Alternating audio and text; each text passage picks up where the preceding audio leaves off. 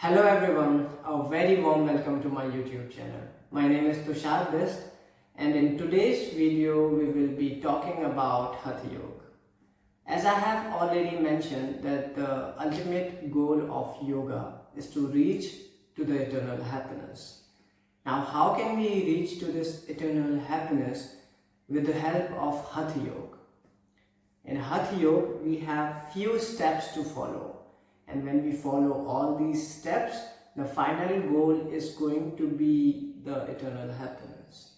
And what are these steps? The step number 1 is going to be Shatkarma. The step number 2 is going to be the Asanas. Step number 3 is going to be Breathwork. Step number 4 is going to be meditation. Now we will be talking about all these steps in our upcoming video. So stay tuned and I will see you guys in the next video. Till then, stay safe and thank you so much.